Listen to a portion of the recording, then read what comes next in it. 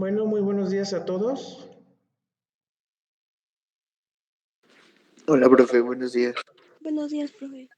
Les ofrezco una disculpa, tuve un pequeñito inconveniente técnico con el archivo, pero ya estamos aquí de nuevo. Ok, profe.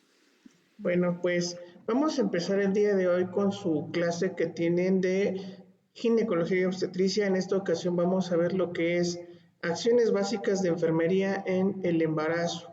Recordemos que el embarazo es un proceso biológico, así lo define la norma oficial mexicana, es un proceso biológico de reproducción humana. Más allá de que nosotros encontramos que hay definiciones en las que nos hablan sobre un estado patogénico o sobre un estado fisiopatogénico, realmente pues nosotros tenemos que empezar a determinar o a deshacernos de estas definiciones que nosotros vamos a encontrar en el medio, ya sea bibliográfico o en el medio social. Difícilmente vamos a considerar el embarazo como un estado de enfermedad, sino más bien vamos a definirlo como un estado por el cual nosotros tendremos a realizar un proceso biológico de reproducción, tal como lo marca la norma oficial mexicana. Y en este proceso de reproducción, nosotros es lo que vamos a evaluar, son las condiciones maternas, tanto del producto como del binomio. Ajá. Entonces, ahora, nosotros tenemos por ahí que determinar el riesgo quirúrgico, el riesgo del embarazo, cuando llega a presentarse esta situación. Vamos a entender, por ejemplo, que el embarazo inicia, ¿desde qué momento inicia el embarazo?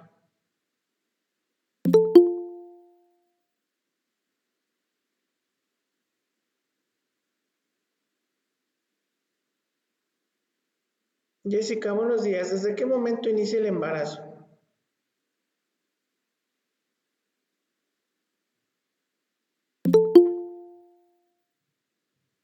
Buenos días. Inicia desde la ovulación, ¿no? Más bien ¿O cómo desde se que dice? la De fecundación, ¿no? fecundación, sí, perdón. Exactamente, porque la ovulación, acuérdate que es un proceso biológico también, en el que el óvulo, perdón, empieza a, en este caso los ovarios, empiezan a generar los óvulos y obviamente esto pues se da a través de su proceso menstrual y si no se fecunda, pues obviamente viene el proceso menstrual y si llegara a fecundarse, entonces ahora sí tenemos lo que es la fecundación, que es la unión del espermatozoide con el óvulo. Desde Con el ese óvulo. momento nosotros tenemos eh, cada uno de los, ¿cómo les puedo decir? De las características genéticas, que tiene nuestro cuerpo y a través del cual nosotros vamos a poder definir las características físicas, psicológicas de cada una de las personas que van a nacer. Es decir, desde el momento que se une el óvulo y el espermatozoide, desde ese momento está determinado todas las características de esa persona, ¿no? Entonces, ¿y cuándo va a terminar este embarazo? Gabriel, buenos días. ¿En qué momento crees que termine el embarazo? Hola, profe, buenos días. Pues ya cuando literal nace. Todavía falta un periodo más importante todavía. No sé, profe. Ok, Es el técnicamente posparto, ¿no? el posparto, exactamente. Recordamos que el embarazo pudiera decirse técnicamente termina cuando el bebé ya sale de la mamá, pero nosotros acuérdense que todavía tenemos que hacer una valoración posoperatoria o posquirúrgica. En este caso es una etapa posparto, que dura los famosísimos 40 días que tantas veces hemos escuchado por ahí, ¿no? Y en estos 40 días, entonces ahora sí ya podemos decir que hubo una culminación absoluta del embarazo. ¿Por qué? Porque ya técnicamente la mamá a estas fechas ya tuvo que haber regresado a sus condiciones normales, ya tuvo que haberse disminuido el volumen del abdomen, a lo mejor el edema, todas las características morfofisiológicas que se presentaron durante el embarazo, técnicamente ya tuvieron que regresar a sus condiciones normales. Y de ahí precisamente que enfermería, en este papel tan importante de determinar cuáles las características del riesgo obstétrico, nosotros empezamos a determinarlo a través de diferentes intervenciones. Y la primera de ellas Pues es primero que nada identificar qué son factores de riesgo. Todos los factores de riesgo son circunstancias o situaciones que van a aumentar en un momento determinado la probabilidad o las probabilidades de que una persona contraiga una enfermedad o que por alguna situación el embarazo no llegue a culminarse de manera satisfactoria.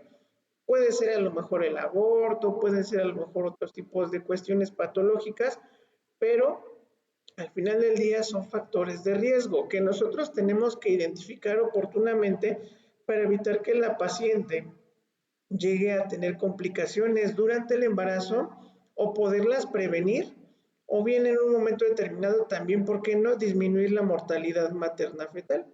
De hecho, en nuestro país, toda muerte materna es una de las principales causas que vamos a encontrar en los hospitales que está muy penalizada. En ningún hospital debe de haber ninguna muerte materna ni fetal.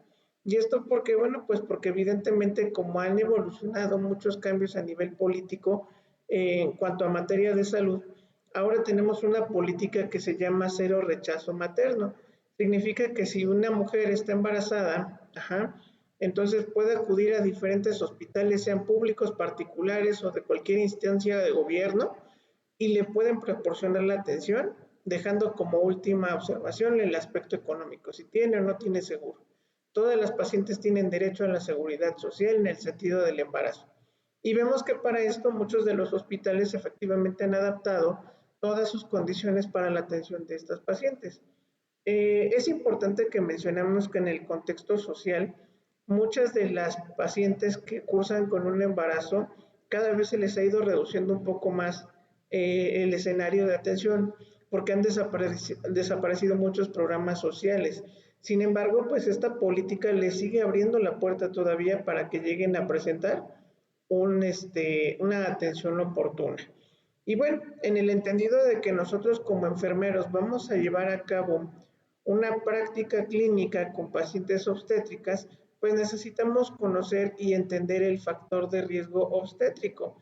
El riesgo obstétrico, como dijimos, van a ser todas aquellas situaciones que por un lado pueden ser externas o por otro lado pueden ser parte de la misma naturaleza de la mujer que pueden propiciar alguna complicación durante su embarazo. Vamos a ver que hay muchas cuestiones que de alguna manera nos van a impedir que se desarrolle un adecuado control prenatal y esto es lo que nosotros tenemos que ir evaluando poco a poco. En el parto también se pueden llegar a presentar complicaciones, en el puerperio, que es en la parte final del embarazo, o que pueden alterar de alguna forma el desarrollo normal o la supervivencia del producto, lo que les mencionaba. Entonces, en factores externos, ¿qué situaciones crees, Mayreli, buenos días? ¿Qué situaciones del ambiente o qué factores externos crees que puedan ser importantes para el riesgo obstétrico?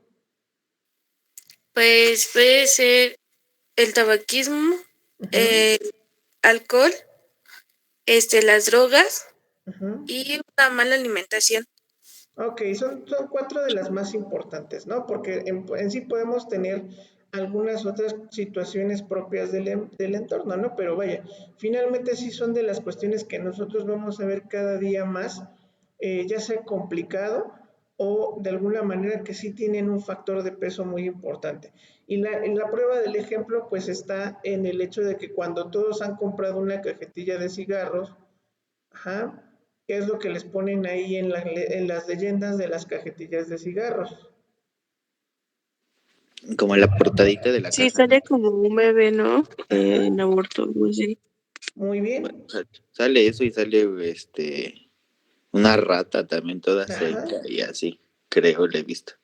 Entonces, imagínense cuántas cosas no puede consumir una persona en un solo producto y que si no saben que están embarazadas, pues entonces imagínense a qué riesgo tan importante llevamos a la persona recién nacida. Bueno, la vamos a llevar en su momento Profe, determinado. Sí, pero adelante. está súper, bueno, a mí se me hace muy extraño en algunos casos porque yo he visto personas por aquí, por mi casa, que hay mujeres que han sido pues drogadictas durante su embarazo y una vez yo igual tuve esa duda con una maestra Ujú. y me dijo que pues las secuelas ya serían pues después porque salió todo bien su embarazo, ¿no? O sea, salió bien su niño y toda la onda, a pesar de que consumía drogas estando embarazada.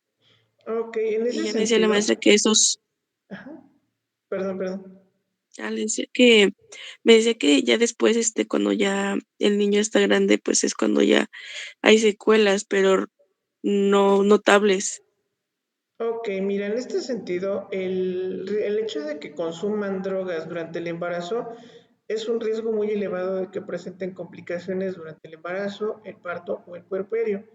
Sin embargo, cuando estas no se llegan a manifestar de manera clara, hay secuelas biológicas. Recordemos que en este caso todo lo que nosotros consideramos como una enfermedad, más bien todas las enfermedades son consideradas en cierta parte genéticas, porque hay factores de riesgo que no van a poder controlarse de manera general.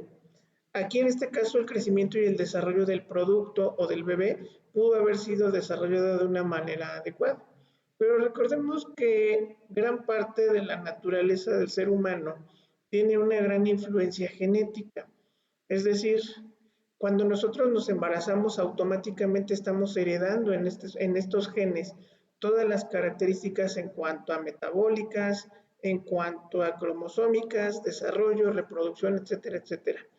Que cuando en un momento determinado esta persona que nace con estas condiciones se va desarrollando a lo largo de su vida y se expone a estos factores de riesgo a los que fueron propios del embarazo de su mamá, entonces sí vamos a tener una cierta predisposición a otras complicaciones, desde la mala formación de un órgano, desde el desarrollo de sus funciones psíquicas superiores. Entonces, no es tanto de que no se vean, sino simple y sencillamente, poco a poco este desdoblamiento de características genéticas se van a ir presentando a lo largo del tiempo. Y muestra de ello, vean que en la actualidad, por ejemplo, a nivel hospitalario, estamos teniendo muchos problemas de pacientes jóvenes en relación a problemas de estrés, en relación a problemas de farmacodependencia, hipertensión arterial y diabetes mellitus.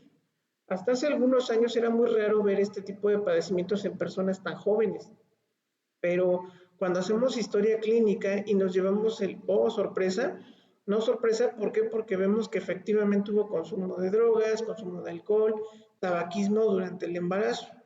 Entonces, ahí es en donde nosotros vamos a ver que el factor determinante siempre va a ser a la exposición que tiene la mamá sobre estos factores de riesgo. Y si a eso le sumamos todos los factores intrínsecos, es decir, que ya son propios de la naturaleza de la mamá, entonces vamos a ver que son problemas cada vez más complejos.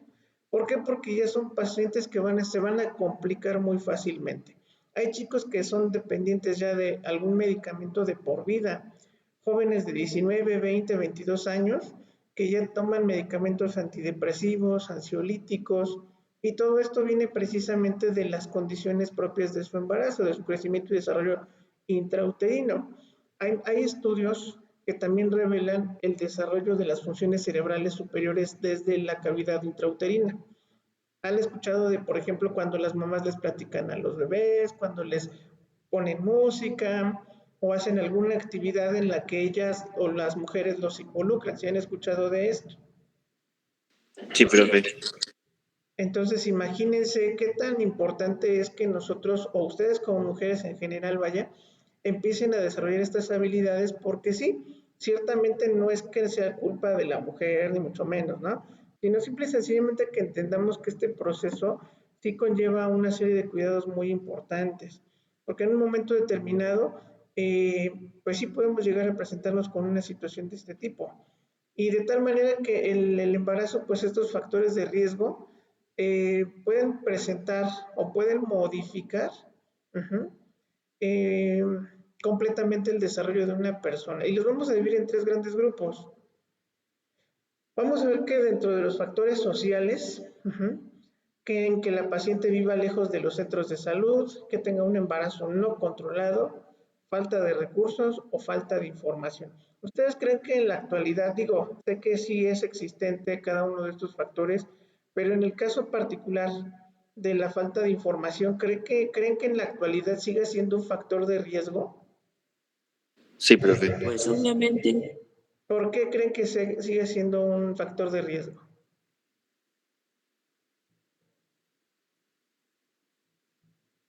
Pues porque no tienen la información adecuada para poder llevar un plan de cuidados para su salud, para la salud de su producto, ¿no? Y también para tener el control que necesita. Muy bien. Y sin embargo, les puedo platicar que cuántas de ustedes, a lo mejor sí hay el caso, a lo mejor no, pero cuántas de ustedes han acudido alguna vez a algún centro de salud a pedir información sobre el control de prenatal o sobre factores de riesgo o sobre información sobre el embarazo. Pues yo creo que nadie, profe. O sea, al final del día Yo solo siempre. he ido al centro de salud por educación sexual nada más, ¿Ok? pero por eso de prenatal no. ¿Ok? Adelante, Gabriel. Ay, perdón. Bueno, yo digo que, o sea, desgraciadamente siempre acudimos ya que tenemos pues, como tal, alguna patología o ya cuando están, pues cuando se enteran, ¿no? De que ya tienen el producto. O sea, no, bueno, yo no he escuchado jamás que alguien vaya porque pues, quiere planearlo o cosas así. Así es, No realmente tenemos nosotros como tenemos, esa cultura, ¿no? exactamente era lo que iba, nosotros no tenemos una Desafortunadamente. cultura educacional o no tenemos una cultura en la que nosotros tengamos a bien prevenir ciertas situaciones que se pueden presentar en el embarazo o incluso desde antes de, ¿no? Entonces, Ujú, por tal razón, nosotros, a pesar de que sí hay información, ya no es, antes se tomaba como excusa o pretexto, es que ¿dónde me informo? Es que nadie me dice, nadie me orienta. Y si nosotros desde el punto de vista que en la educación sexual, como mencionaba hace ratito Karen, no se brinda desde casa, entonces imagínense qué situaciones o a qué situaciones se enfrenta la población en la actualidad. Hemos ujú. tenido casos de muchos embarazos adolescentes, embarazos no planeados, abortos, y esto ¿por qué? Porque evidentemente, a pesar de que se debe de contar con toda la información y la hay, realmente muchas veces no se le presta la atención. Y lejos de que no se le preste la atención, repito, esto es cuestión de valores que vienen desde la casa, es decir, desde la forma o de la instrucción que tuvieron de sus papás para que puedan desarrollar este tipo de información o de derechos a los que se tienen. De hecho, son derechos. Y sin Ujú. embargo, perdón, adelante, Gabriel. Ah, no digo que sí. Uh-huh. Ok, entonces, en ese sentido, pues vemos que son factores de riesgo que sí marcan la pauta en que se presenten este tipo de situaciones. Sin embargo, pues enfermería debe de incidir en ello. De tal forma que, bueno, pues los antecedentes médicos, que es otra de las condiciones ya propiamente de la mamá o de la paciente obstétrica, aquí vamos a ver patologías crónicas como la hipertensión arterial. De hecho, quienes tengan, del caso de ustedes, algún antecedente con familiares directos o indirectos, enfermedades como hipertensión arterial, alguna cardiopatía, diabetes, trombofilias, abortos, porque también fíjense, ya son factores de riesgo, pérdidas fetales en embarazos previos, antecedentes de trasplantes, son factores de riesgo que requieren un mayor control y cuidado médico. Ahora, nosotros en el papel que juega enfermería a nivel salud, a nivel sector salud, recordemos que hay una clasificación de los diferentes servicios para poder clasificar y graduar el riesgo materno. Como lamentablemente en nuestro medio han evolucionado muchos servicios por la misma evolución de las morbilidades de la sociedad. ¿Todos conocen o llegaron a conocer alguna vez la Clínica 60 de Tlanepantla? Sí, la de obstetricia, ¿no? Ajá, exactamente.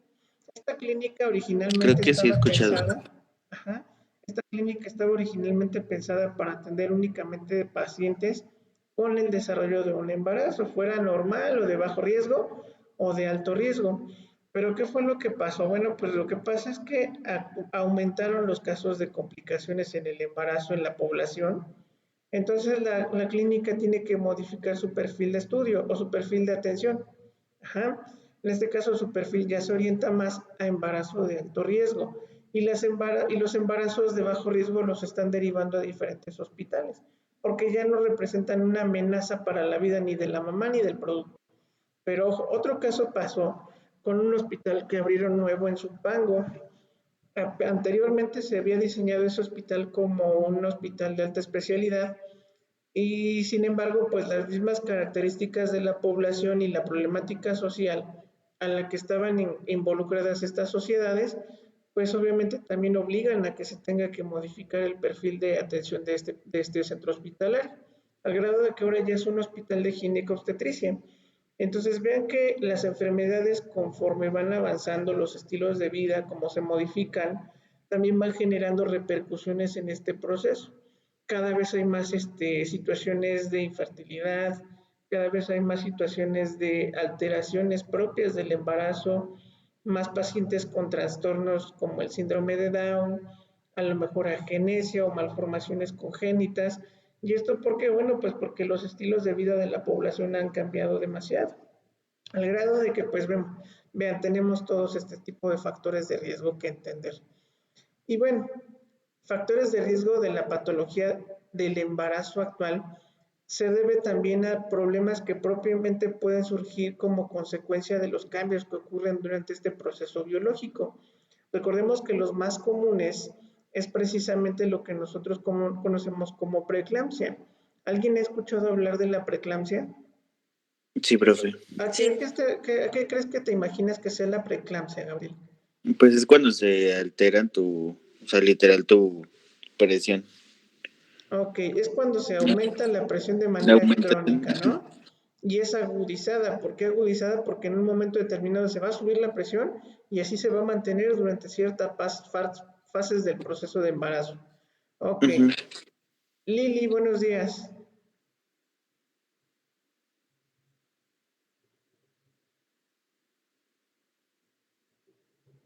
Lili Mariel, buenos días.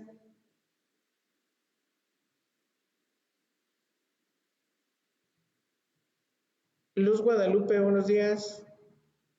Ah, ya, perdón, profe. No, Buenos días. No podía encender el micrófono. no te preocupes. Lili, muy buenos días. Mira, estamos tocando el tema de la preeclampsia. ¿Cuál es el valor normal de la presión arterial en la paciente o en el paciente normal?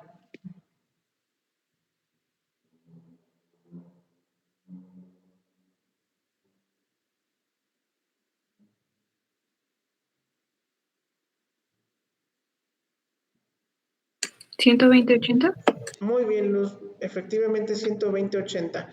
Y cuando ya tenemos una hipertensión arterial no controlada, entonces ya es un factor de riesgo bien importante que nos va a ir empezando a clasificar el riesgo materno o el riesgo más bien del embarazo en esta etapa. Ajá. Vamos a ver que Sí, también porque a tenemos. pesar de eso, profe, puede llegar a la muerte, ¿no? Del producto y también de la madre. Así es, si no lo controlamos, efectivamente una de las complicaciones a las que se va a ir de forma inmediata, lo que serían las crisis convulsivas, y ahí sí podemos tener ya compromiso de la mamá y del producto al mismo tiempo. Al grado que tenemos que, de hecho, el tratamiento de este tipo de padecimientos, como dicen por ahí, una vez que se termina de resolver el problema, se resuelven otras complicaciones y de hecho el parto prematuro sería la solución a este tipo de problemas. Entonces, el parto prematuro, lejos de ser también una forma de atender a la preeclampsia o a la eclampsia más bien ya, sería el parto prematuro. El parto prematuro, pues condicionado por los factores que ya mencionábamos, el tabaquismo, las drogas, etcétera, etcétera. La diabetes. Profe, pero, Ujú. ay, perdóneme, pero, o Adelante, sea, Karen. también está súper raro, ¿no? Porque antes teníamos, pues, bueno, nuestras abuelas tenían de 15 hijos y todos salían como que súper bien, ¿no? O sea, aunque no tenían una atención médica adecuada, pero ahora como tenemos como diferentes estilos de vida, me imagino, obviamente, pues Ujú. hay muchos casos de niños con problemas, muchos abortos, muchas complicaciones como preeclampsia y diabetes. Efectivamente, Karen, y lo que les decía, así como ha evolucionado la mortalidad y la morbimortalidad materno-fetal, también hemos evolucionado como población. De hecho, el gran impacto que tenemos en la población es, ¿cómo les puedo decir? Em, pues es interesante analizarlo porque fíjate que algo de lo que nos hemos percatado son de situaciones, por ejemplo, en la pandemia que estamos viviendo ahorita, hay muchas personas que se están infectando o de las mayorías que se han infectado, sobre todo cuando hablamos de jóvenes entre 20 y 30 años. Un servidor ya tiene 35 años, pero todavía pertenecemos a una generación en donde todavía no había tanta modificación de estilos de vida. Todavía fuimos parte de generaciones en donde había mayor cuidado, digo, si no atención médica, pero sí por lo menos mayor cuidado. Ajá. Y en la actualidad que vemos, ahorita, por ejemplo, tú checas las esquinas de las calles, hoy que es viernes, por ejemplo, eso se les va a quedar de tarea, vean ustedes los viernes, y en cada esquina de su colonia, me quiero suponer, no sé, a lo mejor puede ser, estar equivocado, pero en la mayoría de las esquinas de las colonias vemos chicos jóvenes de secundaria, preparatoria, fumando, tomando, drogándose. Entonces, imagínate cómo no van a modificarse las enfermedades en la actualidad o cómo es que no se van a complicar con mayor razón las personas, ¿no? Claro. Entonces, ya no es como tal una novedad que tengamos complicaciones del embarazo, puesto que también hemos visto una modificación completa de los estilos de vida. Ahora antes, por ejemplo, tú mencionabas 15 embarazos y bueno, eran 15 embarazos normales, naturales y sin problema. Fíjate, 15 embarazos naturales. Yo tuve el caso de mi abuelita tuvo 11 hijos, ¿no? Y de esos 11 hijos todos fueron naturales. Hoy día pregúntale a Sí, quién, todos eran naturales. bueno, que son vía vaginal, vaya, ajá, que son partos vía vaginal. Entonces ahora pregúntale a cualquier mujer que tú te encuentres, que quién le gustaría tener un bebé vía vaginal. Todos son cesáreas Ya ahora. todas son cesáreas, ya no hay una como tal eh, atención de partos eutóxicos. Ahora ya vamos con los partos distóxicos, es decir, se complican o realmente se tienen cesáreas, que para ahora sí que como dicen por ahí, para la fácil, pues vámonos por la cesárea. Y eso nos toca verlos en los hospitales. Realmente las pacientes ya no quieren tener dolor, ya no quieren nada. Entonces, simple y sencillamente, pues a la cesárea y punto. Se resuelve el problema. Pero como consecuencia de esto, vean cáncer cervicuterino, cáncer de mama, ajá, entonces cáncer vaginal. Entonces vean que hay muchas cuestiones que se pueden prevenir y son factores que podemos modificar. Sin embargo, pues es cuestión de que nosotros eduquemos adecuadamente al paciente. ¿Por qué? Porque esto se presenta de manera así, simple, natural. Entonces, vamos a ver que también vamos a tener otras complicaciones del riesgo materno propiamente del embarazo, como la diabetes gestacional. Hay muchas pacientes que desde esta etapa ya se vuelven diabéticas ahora. Hay restricción del crecimiento intrauterino, ajá, y estos factores pueden provocar que un embarazo normal se convierta en un factor de riesgo elevado. Entonces vamos a ver que un embarazo puede evolucionar de un momento a otro, sí, sí puede evolucionar de un momento a otro, porque las características físicas, biológicas, psicológicas, incluso emocionales, cambian en una paciente obstétrica de un momento a otro. ¿Y cómo vamos a determinar el nivel de riesgo obstétrico? Bueno, pues el nivel de riesgo obstétrico lo vamos a realizar mediante el listado de múltiples factores que se les van a asignar puntajes. Alejandra Carreto, buenos días. Buenos días, profe. Alejandra, platícame, ¿qué encontraste acerca de triage obstétrico? Sí.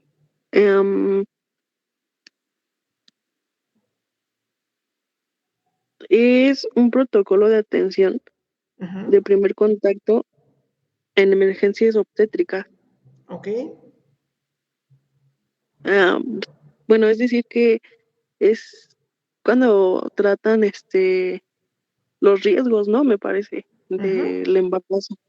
Imagínate que te llega, tú estás en un consultorio de consulta externa, te llega una paciente embarazada, te pongo un ejemplo, paciente de 25 años de edad, con un embarazo, que te llega con una prueba de embarazo que tiene aproximadamente 3 meses de embarazo. ¿Qué tienes tú que hacer ahí? ¿Qué valorarías? Pues sería la situación de gravedad, ¿no? Y para esto está efectivamente, como bien mencionó Alejandra, el triage obstétrico, porque desde este primer contacto nosotros tenemos que hacer una valoración y clasificación del riesgo materno. Es decir, si yo tengo un paciente con una presión de 190 sobre 150 de presión, tengo 230 de glucosa capilar, ¿creen que sea un embarazo de bajo riesgo? No. Entonces, desde este momento que se tiene contacto con la paciente obstétrica, nosotros tenemos que empezar a clasificar el embarazo, porque si no, entonces sí nos estamos sometiendo a unas complicaciones que el paciente o la paciente puede desarrollar en algún momento determinado.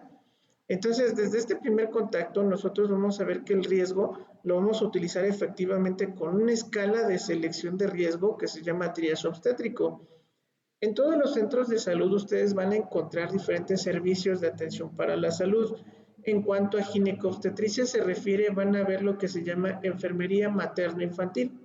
En enfermería materno-infantil, ustedes van a ver que cuando llega la paciente obstétrica, llega con toda su documentación y aparte lleva un carnet donde van a ir dando la vigilancia de todos sus signos vitales. ¿Por qué de los signos vitales? Porque ya mencionábamos que una de las complicaciones que se puede presentar es la preeclampsia. ¿Y cómo podemos identificarla? Pues midiendo la presión arterial. En el caso de la diabetes gestacional, pues tenemos que ir midiendo los niveles de glucosa sanguínea para determinar también el riesgo de que tu paciente pueda presentar una elevación de la glucosa y llegue a este problema. Vamos a ver el crecimiento del útero. Ajá. Esto se hace a través de una maniobra que se llama medición de fondo uterino, para ir vigilando el crecimiento y el desarrollo fetal. Vamos a ver que no haya complicaciones del embarazo, que la paciente esté comiendo lo que tiene que comer, etcétera, etcétera. Ahorita vamos a ver un poco más adelante cada una de estas situaciones. Y bueno, ¿qué es un embarazo de bajo riesgo? Ya una vez que nosotros determinamos los signos vitales, ajá, entonces el 25%, es importante entender, perdón, que el 25% de las complicaciones del embarazo aparecen en situaciones en que no ha sido posible detectar ningún factor de riesgo. Es decir, la paciente se la lleva normalmente sin ninguna complicación, pero en un momento determinado y de forma súbita aparece la complicación. Por eso no se puede hablar de embarazos sin riesgos. ¿Por qué? Porque sabemos que en un momento determinado se pueden presentar las complicaciones, sino de embarazos de bajo riesgo. Eso sí, ¿sale? Profe, dicen que un embarazo jamás va a ser de bajo riesgo. Siempre que estés embarazada, siempre va a haber un riesgo al cual vas a correr. Claro, por eso aquí lo mencionábamos, ¿no? Nunca va a haber un embarazo de bajo riesgo. Bueno, más bien nunca va a haber un embarazo sin riesgo, sino embarazos de bajo riesgo, porque puedes tener factores que pueden estar muy controlados, ¿no? Y aún así te la llevas con muchos cuidados y no pasa nada. Pero cuando se presenta uno de estos cambios, entonces sí hay que tener cuidado. Y lo contrario, ¿no? Cuando tenemos un embarazo de alto riesgo, tenemos aquellos embarazos en los cuales se producen circunstancias sociales, ajá, como el embarazo no deseado, cuestiones médicas, muerte materna, por ejemplo, obstétricas, alteraciones propias de la mamá o de otra índole que produzcan una morbilidad superior a la de la población en general. ¿Qué complicaciones o qué situaciones creen que puedan evaluar en una paciente para determinar si puede ser riesgo bajo o riesgo alto? Ya nos hablaba Alejandra Carreto del triaje obstétrico, que ese es otro punto y aparte, lo vamos a tocar en su momento.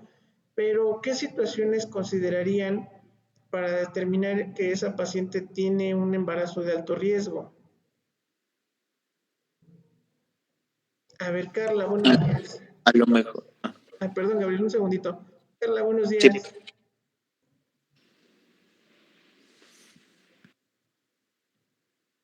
¿Cuál Carla, profe? Carla. Tenemos dos Carlas. Ok, tenemos a Carla. Carla Sánchez, sí, Carla Sánchez. Ah, sí, profe, dígame.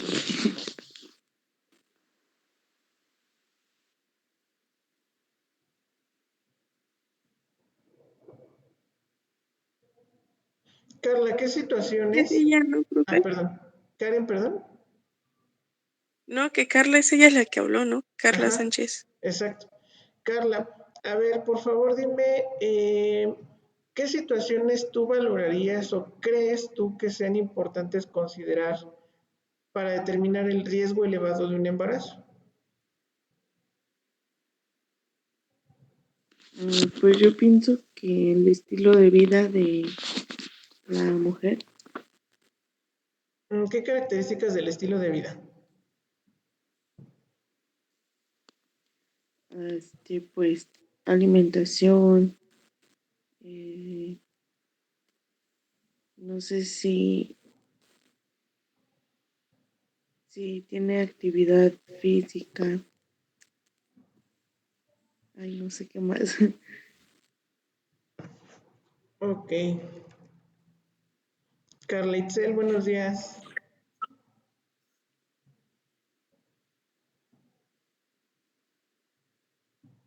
Buenos días, profe. Carla, platícanos, ¿qué consideras tú importante evaluar en una paciente que tiene un embarazo de alto riesgo?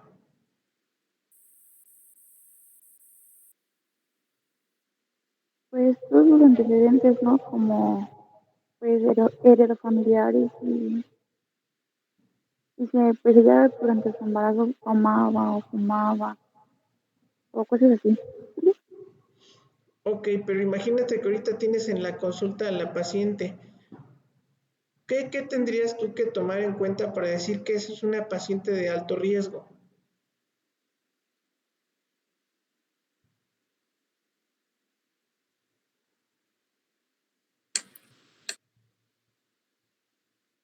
Profe, ¿puede ser la nutrición? Ok, muy bien. ¿Cómo te das cuenta de la nutrición? Platícame. Pues es que bueno, yo cuando estaba en el centro de salud le tomábamos lo que era la talla y el peso y entonces de ahí ya nos basábamos qué grado de nutrición tenía la paciente y qué problemas podía tener ante su embarazo. Y le dábamos así como que la solución para que no tuviera problemas en su embarazo. Muy bien. ¿Qué otro tipo de condición creen que Profe, pudieran también haber? podría ser la edad avanzada de la madre. Exactamente, muy bien. ¿Qué más? Una Pues infección. igual con un interrogatorio, ¿no, profe? Como qué parte del interrogatorio, porque recordemos que hay factores que se van a presentar en el momento y hay factores que ya los pueden condicionar a O otros también un datos. factor puede ser de Ajá. un embarazo, pues, de gemelos o algo así, Puede ser gemelar, múltiple. embarazo múltiple, Los heredofamiliares, ¿no, profe? sí, antecedentes Antecedentes. heredofamiliares, muy bien. ¿Qué Por más, ejemplo, Gabriel? si Una tuvo, no infección, sé, profe. en el interrogatorio. Adelante, Caroline, perdón. Una infección también podría ser, ¿no? Por parte de la mamá. Infecciones maternas, muy bien. ¿Qué más, Gabriel? Pues parte del interrogatorio, no sé, se me ocurre como preguntarle si no ha tenido como un sangrado vaginal o no sé, Más, fuertes como más que dolores de preguntarle, perdón, Gabriel. cabeza o Más que dolores. preguntarle eso, Gabriel, sería como Ajá, si no ha tenido un sangrado, ¿no? Es vigilar, evidenciar que tenga uno un sangrado. Si la paciente te llega y te dice que, híjoles, ya llevo ajá. desde la mañana sangrando o he empezado a notar la salida de líquido, entonces, ojo, ya empieza a cambiar completamente el panorama de ese embarazo. Ujú. Profe, así Profe, como le decía Ujú, también ok. de la edad avanzada de la mujer, Ajá. también es la edad pues, mínima de una mujer, ¿no? Porque también, pues, podemos ver los embarazos de 14, 15 años. El embarazo que me ha tocado más joven, a mí me ha tocado presenciarlo, es un embarazo de 9 años, ya se los platicaba, ¿no?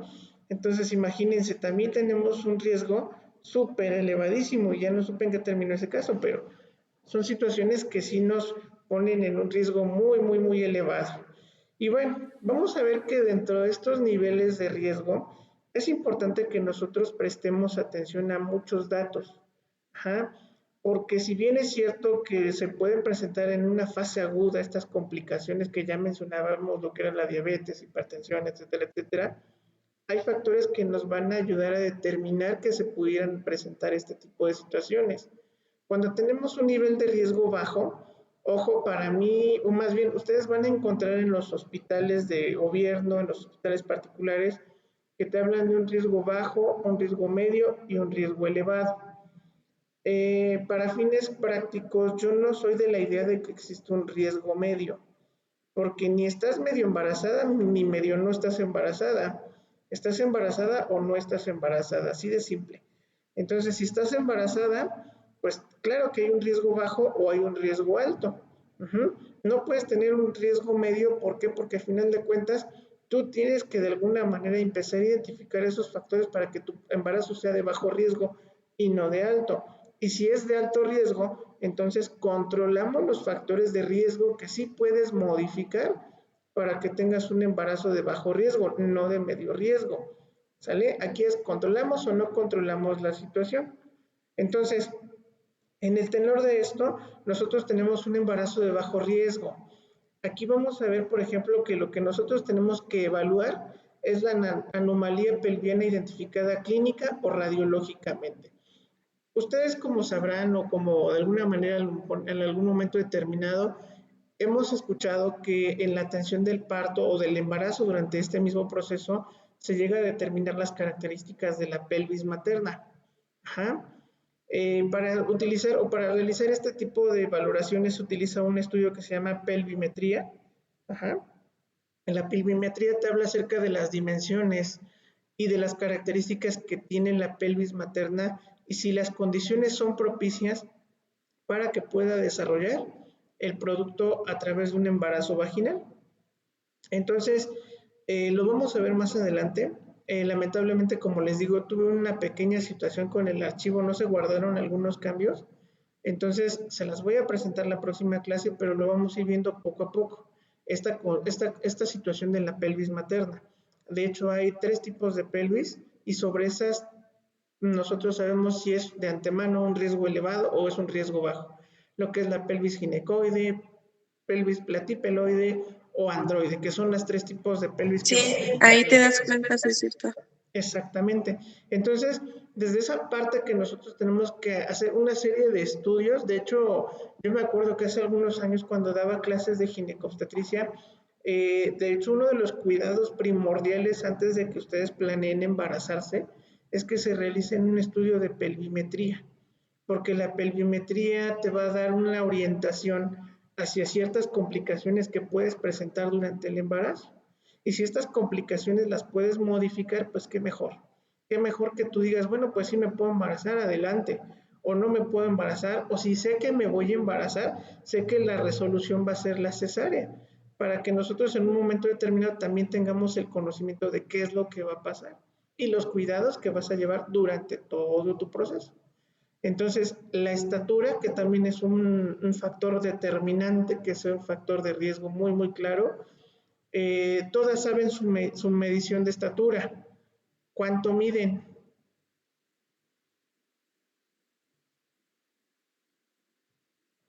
Lili, ¿cuánto mides?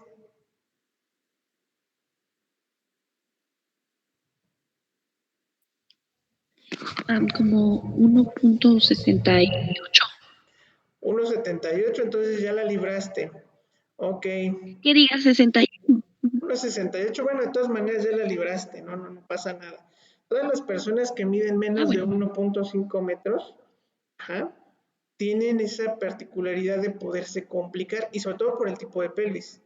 Condiciones socioeconómicas, que es lo que valoramos. Ahí nosotros entramos mucho en la historia clínica, de quién depende, el apoyo que tiene esta paciente. Ajá. Control insuficiente de la gestación cuando tenemos menos de 4 visitas prenatales o una visita, ajá, tras la semana 20 de la gestación. De hecho, ¿cómo se programan o cómo se deberían de programar las visitas médicas en la paciente obstétrica? Cada trimestre, ¿no? Exactamente.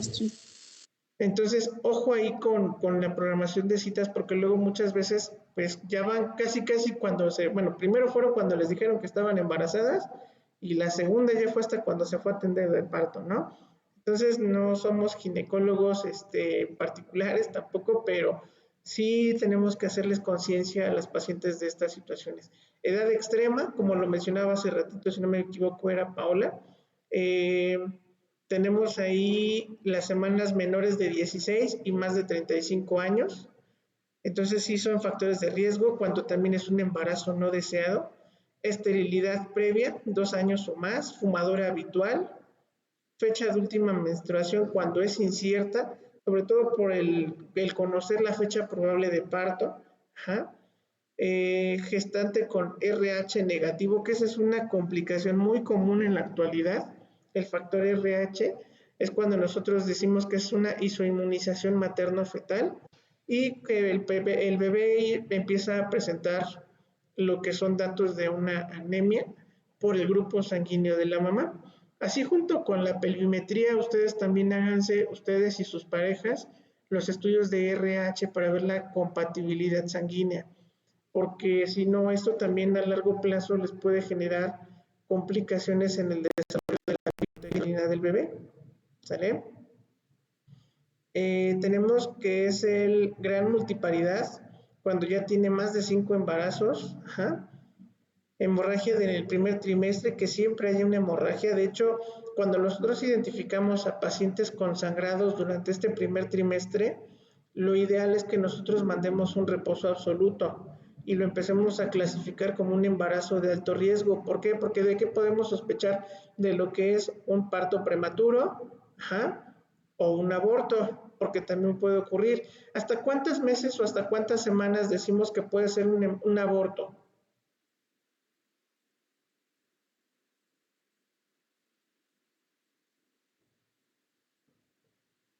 ¿Cómo, profe? ¿Hasta cuántas semanas puedo decir si es un aborto o no es un aborto? ¿De las 12 semanas? 12 semanas, ¿quién da más, quién da menos?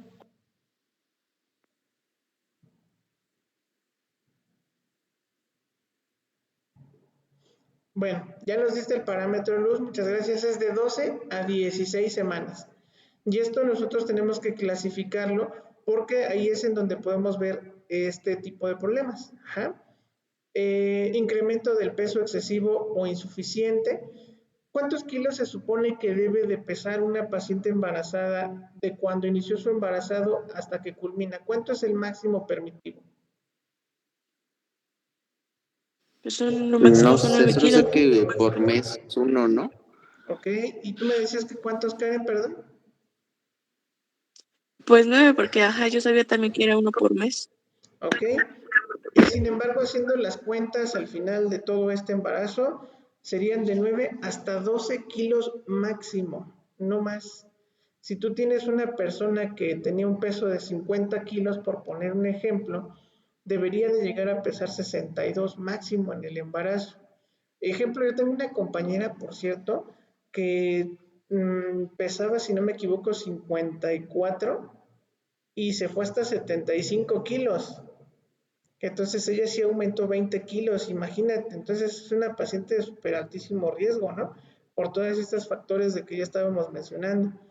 Cuando hay infecciones urinarias bajas o bacteriuria asintomática por un urinocultivo o un urocultivo. Aquí las infecciones de vías urinarias son bien importantes también porque es un factor de riesgo que nos puede condicionar un parto prematuro o un aborto en el caso de las pacientes que tengan un periodo menor a 16 semanas.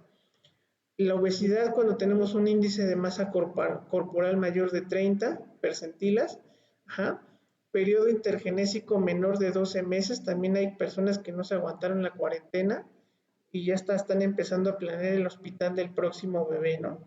Entonces ahí también es importante que analicemos, que desarrollemos hábitos saludables entre la población para que podamos ver de una manera más a favor la salud de las pacientes. Tenemos un nivel de riesgo alto, ajá.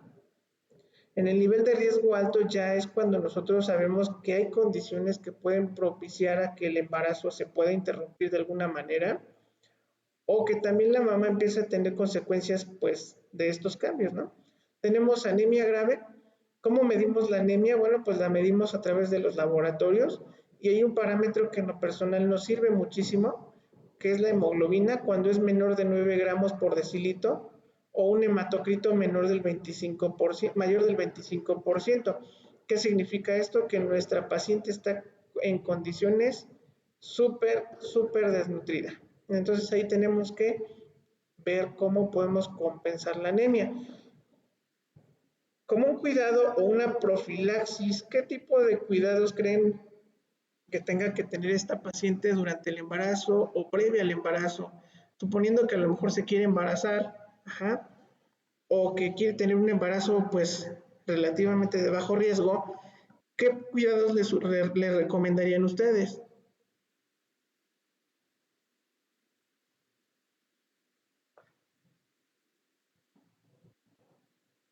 Pues a que vaya a hacer un control prenatal, profe.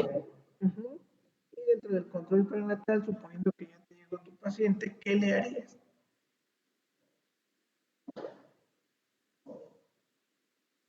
¿Cuáles son, digámoslo así, como que las indicaciones de cajón que tiene que hacer esa paciente?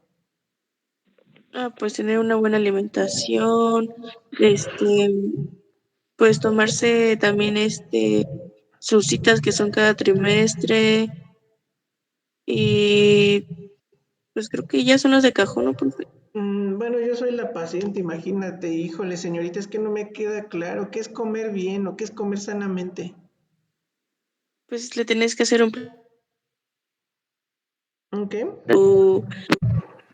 Creo que a lo mejor como una dieta, ¿no, profe? Bueno, no una dieta así que digas, ay, qué estricta, pero una dieta que, pues donde la mamá no exceda a lo que tiene que comer.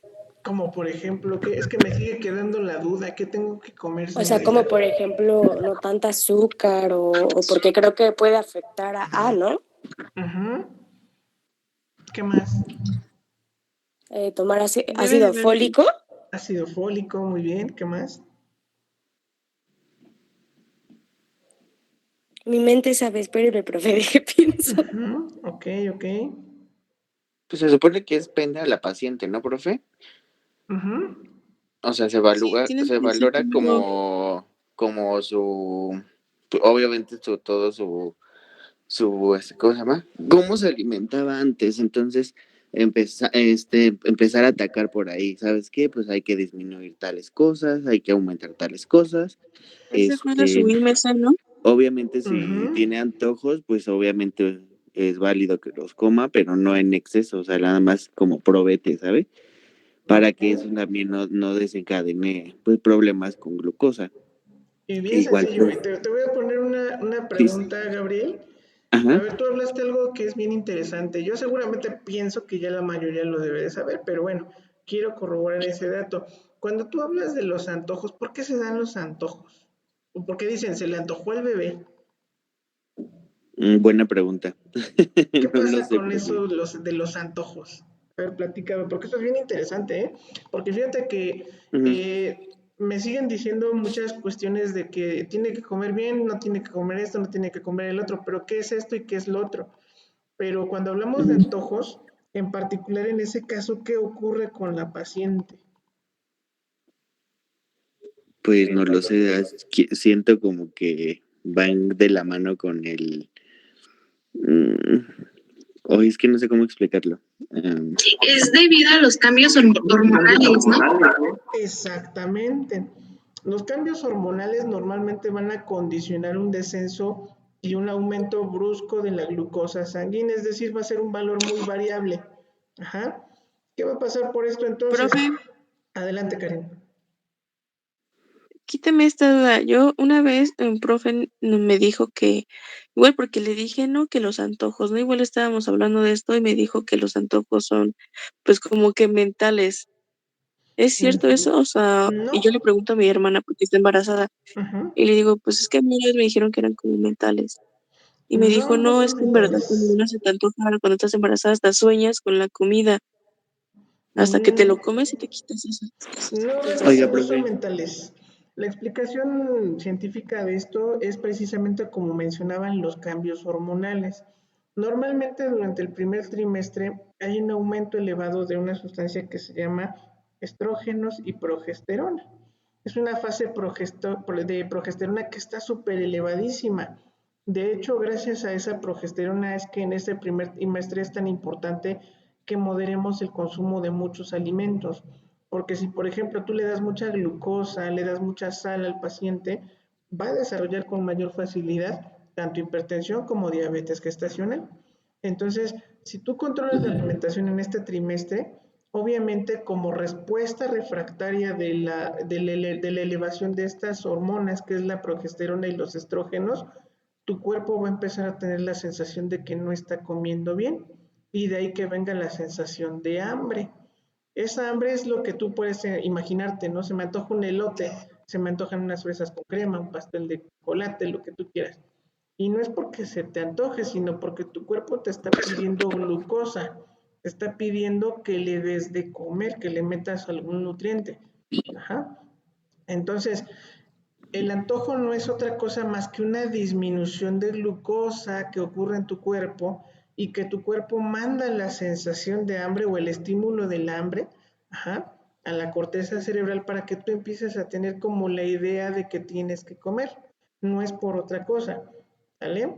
No es tanto que te digan, es que si no me como el pastel de chocolate va a salir con cara de pastel de chocolate. No, al bebé no se le antoja nada, te lo juro. Al bebé no se le antoja nada. A la que se le antoja por capricho, digámoslo así, es a la paciente embarazada. Pero el antojo viene de una deficiencia de glucosa. Ahora, ¿cómo podemos mediar, cómo podemos trabajar con este tema? Bien sencillo. Oiga, profe. Adelante, Gabriel. Y por ejemplo, ¿y qué tiene que ver que por ejemplo, personas que convivan ¿cómo se llama? Con la paciente que está embarazada, tenga como esos, por ejemplo, no sé, los antojos o el sueño excesivo? Ándale, era lo que te iba a O sea, decir, que ¿qué hay veces en que sucede? el esposo es el que tiene sueño, ¿no? O el Porque, esposo es por el que se le ejemplo, antojan las cosas, ¿no? bueno, por ejemplo, aquí, o sea, mi hermana está embarazada y, o sea, ella de toda la vida siempre ha comido así como super fit. No le gusta la carne, así, nada, nada, nada. Siempre ha comido así super fit y toda la cosa. Postres y todo eso, no consume nada, mucho antes del embarazo ni nada de eso. O sea, no consumía nada de azúcares casi. Y Pero, ahorita, ¿cómo? por ejemplo, y ahorita le preguntamos, güey, ¿no tienes como embarazos o cosas así? Digo, como antojos, y dice, no, nada, ni sueño, ni cansancio, nada.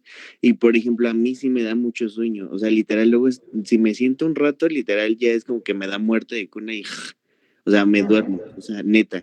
Y por ejemplo, mi otro hermano, siempre está, güey, se me antoja esto, güey, se me antoja el otro, y todos así de ya, cállate. Entonces, ¿qué tiene que ver eso, profe? O literal, nos lo estamos creando nosotros, o qué show. Siento que es un capricho igual como dice de la mujer, ¿no? Exactamente, mira, no es tanto que de que si se embaraza uno, se embarazan todos los demás con los signos y síntomas, ¿no? O sea, realmente aquí no es una cuestión propiamente, es percepción y es canalización del embarazo con las diferentes personas que conviven. Ajá. No es tanto de que si a la mujer, bueno, a la mujer no le pasa nada, y si al esposo le da sueño, le da hambre y le tiene todos los antojos del mundo, hay una cierta teoría que te habla acerca de hay una compartición de signos y síntomas en el embarazo, y eso sí es cierto, pero es únicamente con la pareja, no es tanto con tu caso, por ejemplo, ¿no? Que dices, bueno, pues yo ni siquiera soy el papá, ni nada, ni mucho menos, ¿y por qué me está afectando a mí, no? Entonces dices, bueno, es técnicamente porque a nivel cromosómico hay una compartición del embarazo entre la pareja, o sea, tanto hombre como mujer donaron un cromosoma a un nuevo ser. Entonces, dices tú, ¿qué relación existe? ¿No? Eso es lo que te llama la atención. Pues Sí, la o sea, relación porque está precisamente en que esa compartición de cromosomas, esa información la vive la pareja por las feromonas y por todas las sustancias que se desencadenan en el embarazo, simplemente. No es otra cuestión psicológica ni mucho menos, que también es válida la sugestión. Ajá, que también es válida la sugestión. O sea, si mi esposa, por ejemplo, está embarazada, pues si ella no siente nada, oye, como que no se te antojó esto, pues es también ya la sugestión, ¿no? O como que sí realmente me está dando hambre, o realmente se me está antojando, o realmente tengo mucho sueño. Son sugestiones a veces también, ¿vale? Ok, profe. Y luego, vamos a ver que aquí otra de las características que nosotros tenemos es cirugía uterina previa, ajá, que haya diabetes gestacional, que se diagnostica por primera vez durante la gestación, es decir, el control de la glucosa, como lo habíamos mencionado, embarazo gemelar, que también es un factor de riesgo muy alto, embarazo prolongado de más de 42 semanas de gestación. Pero en el gemelar literal, cuando sí son gemelos que vienen en la misma bolsa, es más riesgoso, ¿no? Ujú. De hecho, puedes tener dos presentaciones, es decir, pueden venir los dos dentro de un mismo saco o pueden Ujú. venir con un saco independiente cada uno. Y ahí ya se Ujú. llaman cuates, ya no se llaman gemelos. Sí, bueno, es que, por ejemplo, yo ahorita lo veo con mi hermana porque está igual, son dos. Entonces, el sábado apenas fuimos a uno que le hicieron un ultrasonido y Ujú. ya o sea, que le estaba haciendo el doctor que le estaba haciendo ¿cómo se llama? ¿El ultrasonido? El ultrasonido, ajá. Fue lo que le estaba diciendo. Dice, mira, a lo mejor vas a desarrollar preeclampsia porque pues es muy común ya ahorita en los embarazos.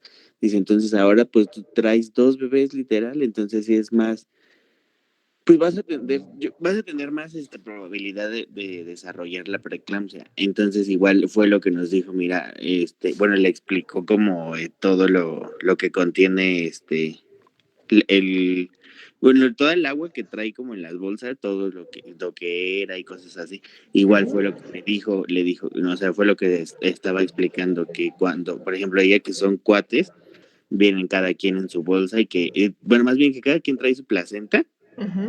y que eso era más favorable. Entonces, porque igual fue lo que dijo, cuando sí son gemelos, pues es más riesgoso porque pues bien, imagínate los dos en una bolsa, pues entonces sí está más complicado. Sí, porque de hecho de ahí tienen que compartir la misma circulación, la placenta, etcétera, Todo, etcétera. ajá. Ujú.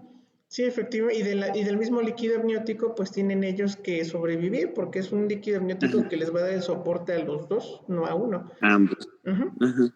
Entonces, vamos a ver que en este caso también llegamos a tener embarazos de más de 42 semanas, que endocrinológicamente tengamos algún trastorno, por ejemplo, glándula tiroides, glándula suprarrenal en el caso de la hipertensión arterial o hipotalámica en el control precisamente del apetito, de algunos otros signos y síntomas.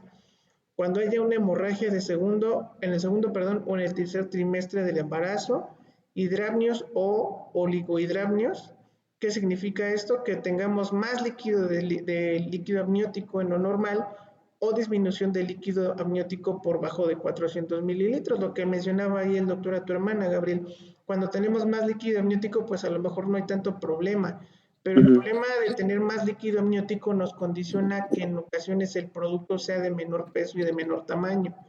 En este caso, si hay una disminución del líquido amniótico, entonces sí hablamos de algo que se llama sufrimiento fetal.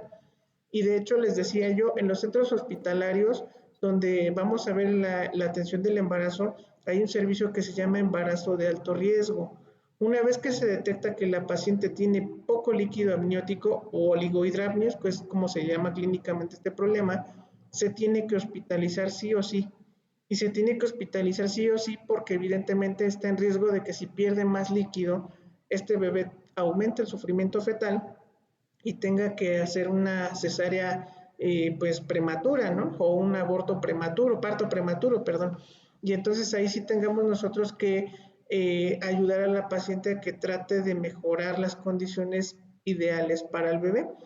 Y muchas veces esto no se logra, o aunque tú hagas todos los cuidados, hay veces en que por la edad materna y por la edad fetal, perdón, difícilmente vas a lograr que un paciente salga, sobre todo cuando son estas situaciones, ¿no? Tenemos historia obstétrica desfavorable cuando ya tenemos dos o más abortos. Ajá. Me tocó el caso, por ejemplo, en alguna ocasión de una persona, una paciente, que ya llevaba 3 abortos y era su cuarto intento de embarazo y su cuarto intento sí se logró, pero bueno, a final de cuentas sigue siendo una historia clínica desfavorable. Ajá.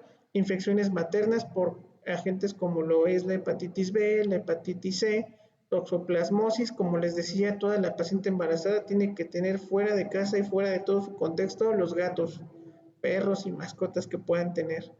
Pielonefritis, que esto mismo los condiciona a las infecciones de vías urinarias, algunas otras infecciones como la rubiola, sífilis. Ajá, ojo, las pacientes que tienen rubiola, sarampión no pueden estar conviviendo con las pacientes embarazadas. Ajá.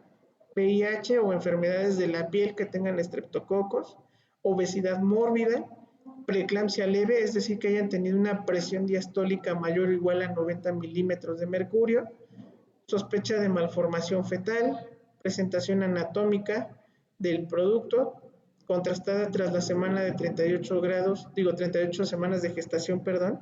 Entonces ahí sí es bien importante que en la valoración de la paciente obstétrica nosotros consideremos cada uno de estos factores, porque en base a esto nosotros vamos a decir con el triaje obstétrico si es una paciente de bajo riesgo o de alto riesgo.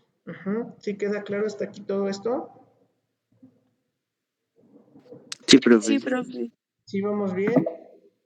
¿O hay algo en lo que Todo quieran bien. profundizar o nos adelantamos o nos atrasamos? Como ustedes me digan. No, todo bien, profe. ¿Bien? Muy bien.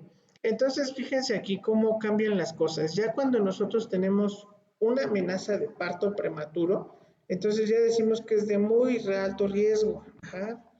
Antes de la semana 37.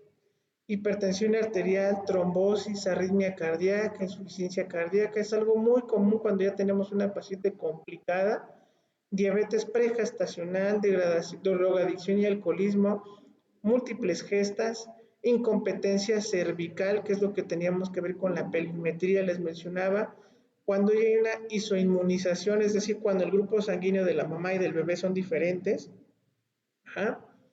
Entonces, hay malformaciones fetales confirmadas, hay muerte perinatal recurrente, placenta previa, que son anormalidades del proceso mismo del embarazo, preeclampsia leve, retardo del crecimiento intrauterino, cuando hay ruptura prematura de membranas, que también es otra complicación muy común en las pacientes obstétricas, y cuando hay SIDA clínico, cuando ya tiene cambios en su organismo la paciente por esta infección.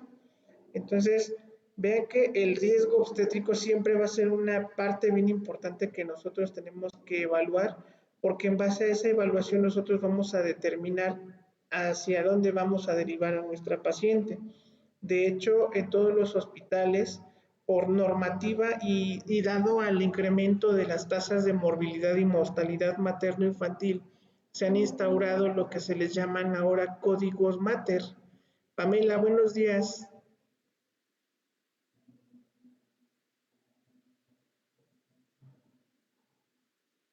Pamela, buenos días. Valeria, buenos días.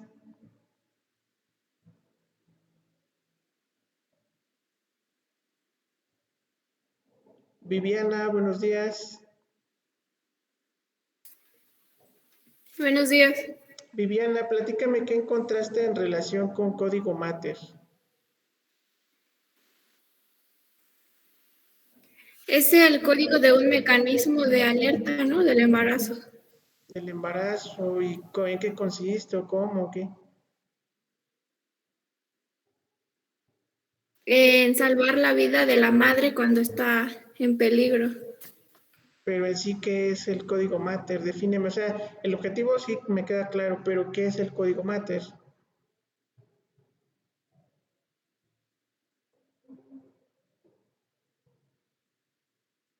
Yareli, buenos días. Es la activación de un mecanismo de alerta de llamado al personal del equipo de respuesta inmediata obstétrica, ¿no? Exactamente. Ahí es en donde nosotros... Sirve para atender sirve para atender alguna emergencia y para salvar la vida de la persona que está mal. Exactamente, Manuel. Eso es lo que es el código mater. Adelante, Karen. Es que el código mate pues va junto de la mano del TRAIGE, ¿no, profe? Porque pues ya es cuando se aplican los protocolos y como el plan que ya tienes, pues establecidos para que puedas, pues agilizar como la atención en la madre y aplicar pues para poder disminuir como el riesgo, ¿podría ser? Efectivamente. Este código mater, como dijo hace ratito su compañera Yareli, si no me equivoco mencionaba acerca del objeto de evitar la muerte materna. por las complicaciones propias de la naturaleza del embarazo o de las enfermedades que se producen durante el embarazo. Este código Mater, como les mencionaba yo, se ha instaurado para que toda la paciente que llegue a un centro hospitalario sea evaluada. Vamos a ver que se va a evaluar con el triage obstétrico y después de que se evalúa con el triage obstétrico y se determina que las condiciones materno-fetales no son las adecuadas, entonces se activa este código para que venga todo el conjunto de especialistas a valorar a la paciente. En este caso nosotros vamos a ver que aquí tenemos que tener al ginecólogo, a las enfermeras, al camillero, a todas las personas que puedan ser necesarias o por lo menos necesariamente útiles en la atención de la paciente obstétrica, porque luego muchas veces hay como 20 personas allá adentro y los que están trabajando nada más son 3, ¿no? Entonces, por eso les digo, los que son necesariamente útiles para la atención de este evento. Ahora, el objetivo, les digo, del triage obstétrico es que se ha implementado como un protocolo universal para todas las pacientes embarazadas. Y esto con la finalidad de tener muertes materno-fetales, ya sea por negligencia, por omisiones o por situaciones de gravedad. Les platico brevemente el caso de una ocasión que nos tocó una paciente que fue hospitalizada en donde yo trabajo. Esta paciente llegó derivada de otro centro hospitalario. Esta paciente llegó al hospital originalmente, bueno, en el primer hospital donde fue porque aparentemente tenía un problema de apéndice. Ajá. Le checaron, le hicieron pues los estudios pertinentes y dijeron, no, pues no es un apéndice. Entonces, pues vamos a ver qué pasa, ¿no? La estuvieron hospitalizada en ese hospital y pues empezó a desaturar, empezó a tener desaturación de oxígeno y pues ya saben a quién le echaban la culpa, ¿no?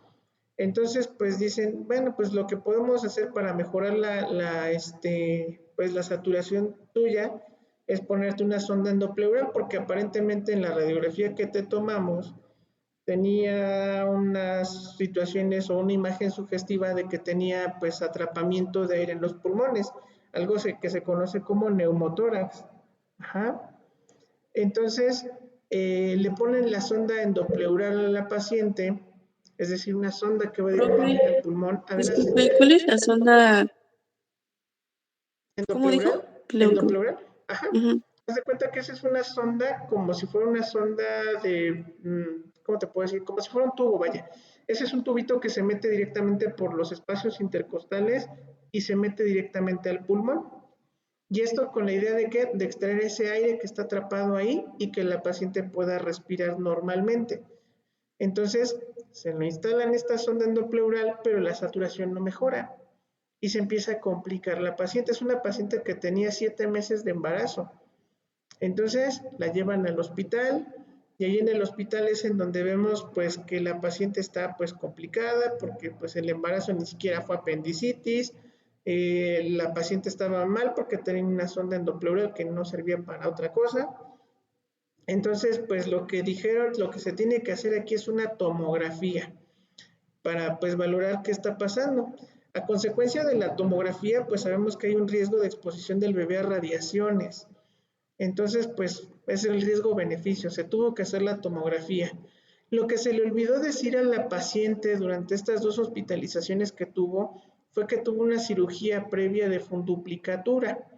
Esta cirugía de funduplicatura es donde se sutura una parte del estómago hacia el esófago para evitar que la paciente tuviera reflujo. Entonces, ¿qué fue lo que pasó? Que se abrió la herida quirúrgica y por ahí se fugó el estómago hacia el pulmón. Entonces, cuando le tomaron la placa, el aire que salía reflejado en esa placa era el aire del estómago, no era aire que estuviera atrapado en el pulmón. Y lo que hicieron en ese hospital, cuando le pusieron la sonda endopleural, fue perforar pulmón y aparte perforar estómago. Entonces, imagínate, cuando tú le tomas la tomografía y ves que tiene estas condiciones clínicas tu paciente, pues con la pena la tienes que meter a quirófano. Para esto se aventó 1 mes todavía. Al 8º mes la meten a quirófano y en ese mes pues la paciente automáticamente ya tenía necrosado todo lo que era la pared inferior del estómago. Ajá. y por lo tanto le tuvieron que extirpar el estómago, le tuvieron que hacer una gastrectomía. Y entonces imagínate qué complicaciones se dan a veces por negligencia médica. Y ahí es en donde nosotros vemos que todas las condiciones materno-fetales pueden estar bien y en un momento determinado se te puede complicar, y de ahí el riesgo que tengas tú que tener que evaluarlo para poder derivar a tu paciente a un centro hospitalario de mayor capacidad de atención. ¿Sí me explico? ¿Vamos bien hasta ahí? Sí, profe. Y pues la historia de este bebé terminó que sí salió bien la mamá y el bebé, y pues al final del día pues hubo un beneficio para la mamá, ya le quitaron el estómago y por lo tanto le disminuyeron ahí la capacidad de que coma de más y va a tener un cuerpo fitness para todo lo que resta de su vida.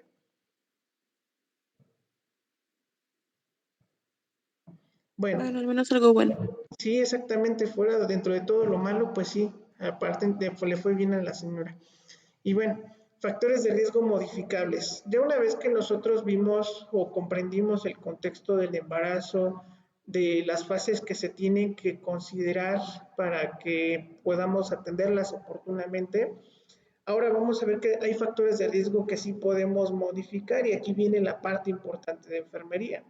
Estos factores de riesgo son para resultados adversos del embarazo que son modificables, por ejemplo, en las exposiciones laborales. Ahorita, por ejemplo, las enfermeras que trabajen en un hospital la han de estar gozando súper bien porque se van de incapacidad por la pandemia. Ajá.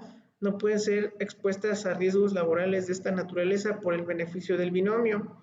Ajá.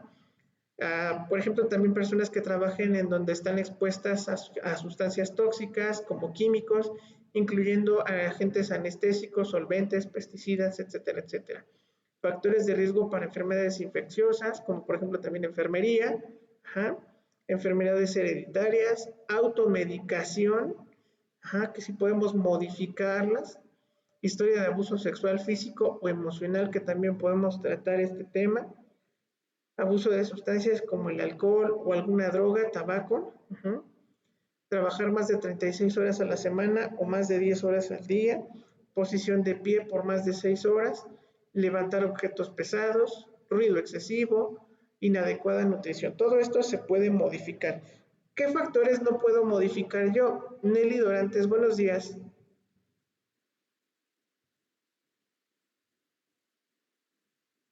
Nelly, buenos días. Oscar Iván, buenos días. Buenos días, profe. Oscar, ya hablábamos nosotros de los factores modificables, es decir, que aquellos que sí puedo controlar en un momento determinado. ¿Qué factores no puedo modificar o qué factores tú crees que sean no modificables? No de estos, sino de los que tú consideres que en una persona embarazada no puedes modificar. ¿El subir de peso? Sí lo puedo modificar porque le puedo poner a dieta.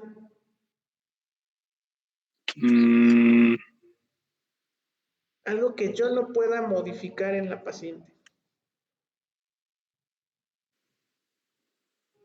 ¿Alguna enfermedad cronodegenerativa que ya traía antes? Así es, que a lo mejor sea diabética, hipertensa, eso no la voy a modificar porque ya es una enfermedad con la que vive la paciente diario. ¿Qué otro factor? Muy bien, Mayreli.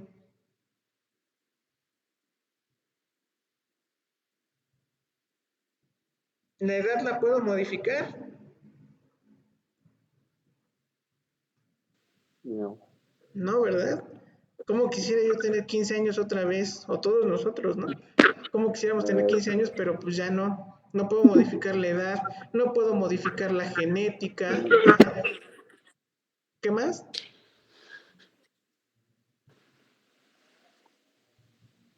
Va, pues eso, o sea, aparte de la genética, pues no sé, algún problema con el producto. Como que, por ejemplo, no sé, alguna enfermedad, alguna malformación, ¿qué más se me ocurre?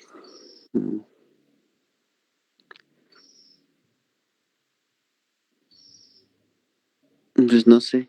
Por ejemplo, la preeclampsia también no la puedes modificar. Claro que sí. Bueno, al 100 no, o sea, Pero sí la controlar. puedo modificar, pero la puedo modificar finalmente. Acuérdate que los factores modificables son en los que puedes intervenir tú como profesional para que no llegues a una complicación. En el caso, por ejemplo, de la edad, pues yo no le puedo quitar 20 años a la paciente y decir ya es de bajo riesgo, ¿no? O sea, no. Pero lo que sí puedo hacer es bajarle la presión poco a poco para que el riesgo que presente en un momento determinado no sea elevado. Que a lo mejor en un momento determinado sí va a presentar preeclampsia, va a presentar crisis convulsivas, esa es la historia natural de la enfermedad. Puede evolucionar, sí, pero puedo modificarlo hasta cierto punto para controlar las complicaciones. ¿Sale? Ok. Muy bien. Entonces, ¿cómo se realiza el diagnóstico con el enfoque de riesgo? Pues evidentemente todo esto parte de un control prenatal y es el conjunto de acciones y procedimientos sistemáticos y periódicos destinados a la prevención. O sea, nosotros siempre vamos a abordar la prevención, tanto el diagnóstico y tratamiento de los factores que pueden condicionar la morbilidad y maternidad, morbilidad materna y perinatal. O sea, aquí es en donde nosotros vamos a ver de qué manera vamos a abordar a esta paciente desde un inicio para que empecemos a tener un control de los factores de riesgo, que son modificables y no modificables, sí, pero al final de cuentas es control de cada uno de estos factores. En este caso, mediante este control, nosotros lo que hacemos es vigilar la evolución del embarazo, preparar a la madre para el parto y la crianza de su hijo, que esto ya es parte de la educación que se les da, control que debe de ser eficaz y eficiente, y significa que la cobertura debe ser máxima y el equipo de salud atienda la importancia de su labor. ¿Qué objetivos tenemos nosotros aquí? Pues diagnosticar la condición materna, diagnosticar la edad gestacional, diagnosticar la condición fetal, identificar factores de riesgos y educar a la madre. Eso es lo que nosotros vamos a hacer durante este embarazo, donde vamos a ver que se tienen que implementar estas medidas con la paciente. ¿Qué es lo que nosotros tenemos que hacerle énfasis a la mujer embarazada? Pues hemorragia vaginal, que hay una pérdida de líquido por la vagina, que específicamente sea de color transparente, que tenga una palidez extrema, contracciones antes de tiempo, que tenga fiebre, que tenga ardor para orinar, síntomas de presión alta, que son cefalea, dolor de cabeza, visión borrosa, fosfenos y acúfenos. Cada uno de estos signos y síntomas se les tiene que hacer importancia. Profe, un compañero tiene su micrófono abierto, ¿no? ¿Perdón? Un compañero tiene su micrófono abierto. Ok, por ahí si nos pueden apoyar, por favor, con su micrófono. Gracias. Cambios en la frecuencia e intensidad de los movimientos fetales y ruptura de membranas. Estos son los datos más importantes que nosotros tenemos que comentarle a la mamá, que son de suma importancia que se atienda. De no hacerlo, entonces pues sí tenemos mayor riesgo de complicación. Profe, ¿qué es la ruptura de membranas? La ruptura de membranas es cuando nosotros vemos que el paciente o la paciente te empieza a referir que tienes una presencia de líquido que está saliendo a través de la vagina. Ese líquido es el líquido amniótico que contiene el saco donde viene el bebé. Entonces ese saco está protegido por una membrana. Es esa membrana la que se rompe y es como si fuera un globito. Se rompe y empieza a fugarse el líquido amniótico a través de la vagina.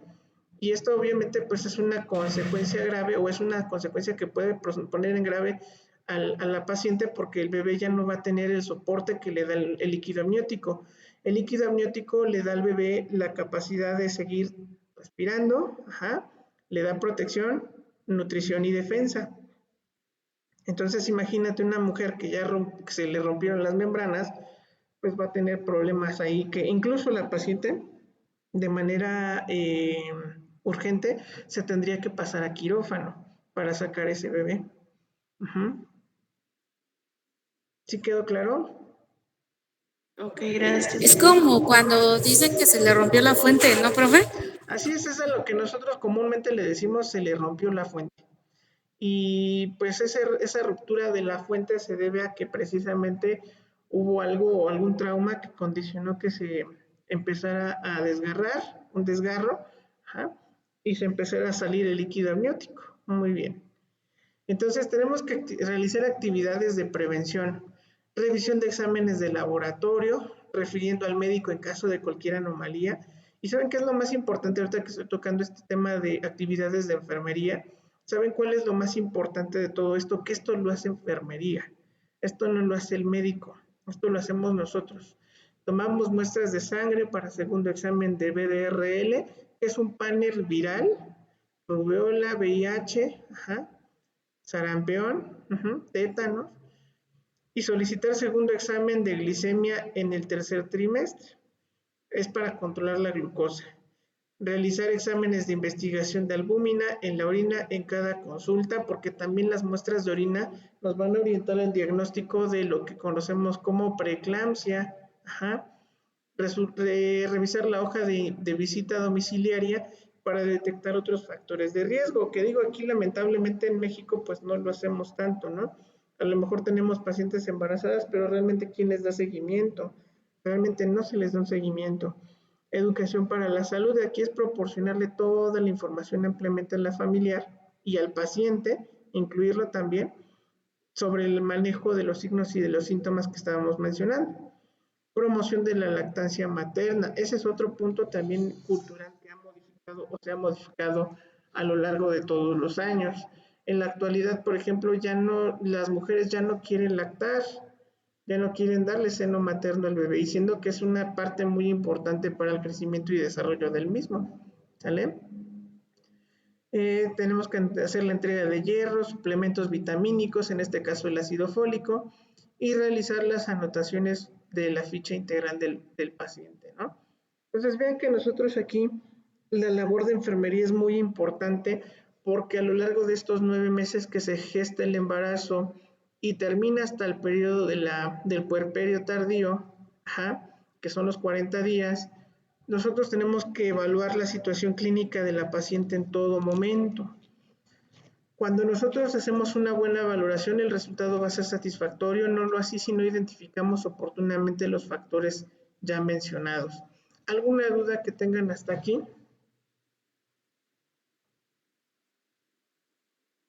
No, profe, todo bien.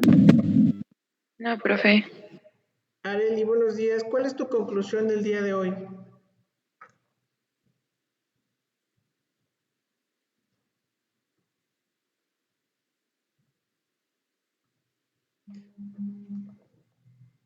Areli, buenos días.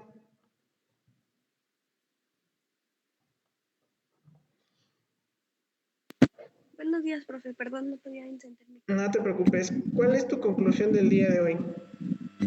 Pues en que enfermería pues tiene en cierto sentido una labor muy importante en el embarazo.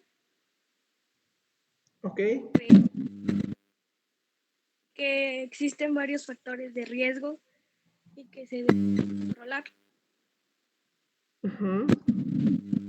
Y como los ejemplos, en mi caso, mi hermana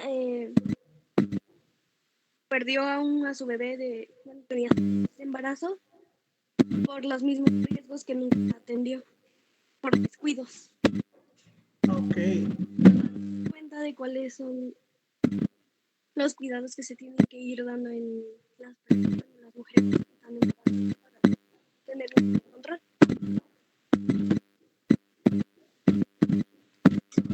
Muy bien, Areli. Muchas gracias. Daniela, buenos días.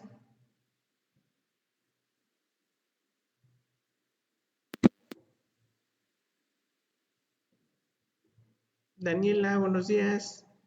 ¿Yo, Daniela? ¿Yo? Sí, Daniela Juárez, buenos días. Buenos días, profe. ¿En qué concluyes el día de hoy la clase que tuvimos? Pues que existen varios factores de riesgo que en un embarazo se deben de tener pues diferentes cuidados y un control por parte del médico o del enfermero, y que pues a lo largo, bueno, en el desarrollo del embarazo se pueden ir desarrollando diferentes cosas. Ujú. Y en relación a Y planificación que, familiar, bueno, perdón. Ujú. Adelante, Daniela. bueno, y que también el proceso del embarazo no termina cuando la mujer da luz, sino que todavía lleva un cierto control en los 40 días, ¿no? Ok, muy bien. Daniela, y platícame, ¿crees que la planificación familiar sea un factor de riesgo importante para un embarazo?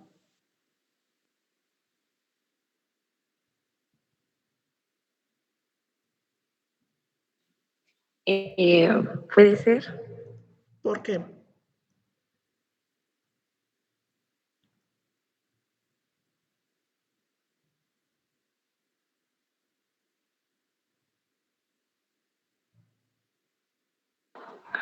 Mm, ay, no sé. Ok. Puede ser porque uno no está preparado para poder, pues, satisfacer ese momento que se está viviendo, ¿no? Así es. Diana, buenos días. Hola, profe, buenos días. Diana, platíqueme, ¿qué considera usted importante mencionar de los métodos de planificación familiar en relación con el embarazo? Pues yo creo que es una de las cosas más importantes cuando tienes una pareja, porque pues si no lo tienes planeado, imagínese, hay personas que, bueno, yo he escuchado que el vínculo de la mamá hacia el bebé cuando es deseado y cuando no, y pues nacen así como con ese rechazo, ¿no? Y Ajá. pues yo sí creo que sea importante el planearlos, o a lo mejor pues no estaba planeado, pero pues si lo deseas tenerlo, eh, y pues si no quieres tener hijos ni nada, pues ahorita ya hay muchísimas cosas como para cuidarte tanto él como ella. Entonces yo creo que el planificarlo con tiempo, el hablarlo, todo eso, yo creo que es muy importante. Ok, aparte de esto que mencionas, ¿de qué otra forma crees que sea importante la planificación familiar? Ya solo no solo en el aspecto que mencionabas, ¿no? De cuidarse él y ella, sino en qué otros aspectos puede influir. Como que en qué otros aspectos no entiendo. Ujú. Ok, ya me mencionabas, Diana, acerca de que, por ejemplo, los métodos de planificación familiar existen para precisamente poder definir si tener o no tener bebés. Ajá.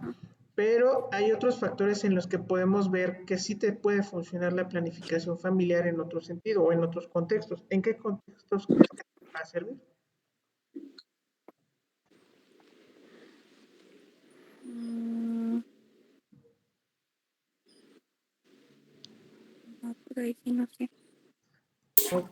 Pues sería como, Adelante, Mayreli.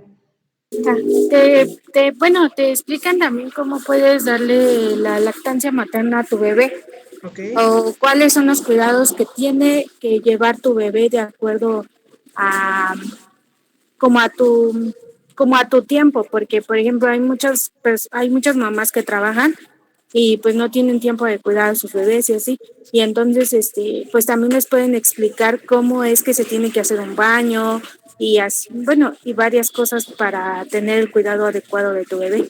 Ok, muy bien. Gabriela, adelante. mm, pues yo decía con lo de planificación y todo eso, bueno, antes de llegar al embarazo, pues obviamente es como decíamos al principio de la clase, o sea, desafortunadamente teniendo ya muchos medios, no lo hacemos, o sea, no vamos como a esa consulta de que, pues para saber si eres candidata ya a embarazarte, porque se supone que para embarazarte debes tratarte 3 meses antes mínimo pues para que no tengas como tal tanta complicación, pero pues no, la verdad es que no tenemos esa cultura de acudir hasta que ya tenemos el problema, ¿no? Bueno, no el problema, sino ya el embarazo, por ejemplo. Entonces, ahí yo creo que ya a eso lo de planificación entraría en explicarle a los que se van a embarazar, bueno, a la persona que se va a embarazar, explicarle pues como sus pros y contras, cuando ya está embarazada, pues explicarle todos los cambios que van a haber en su cuerpo, qué más, explicarle también, por ejemplo, cuando ya se va a aliviar, pues por ejemplo, no sé, explicarle la importancia, como dice Marieli, la importancia de la lactancia materna. Obviamente que parta nada más hasta los 6 meses, supuestamente. Porque yo he visto casos, o sea, una vez me tocó ver en un hospital una señora que el niño ya caminaba y literal todavía le daba pecho y yo así de güeyes, neta. Y entonces también ahí sería como tal entraría la educación ahí, ¿no? Educar al Efectivamente. paciente. Muchas gracias, Gabriel. Pero Ok. creo que en ese sentido no afecta en nada, ¿verdad, profe? En ese sentido no afecta, pero sí dice muchas cuestiones culturales. Sí, efectivamente, como dice Gabriel, es una paciente que a lo mejor ya el niño ya hasta tiene dientes, camina, va al kinder, lo que tú quieres y todavía sigue lactando, pues no afecta en nada, pero pues tampoco le ayuda en nada.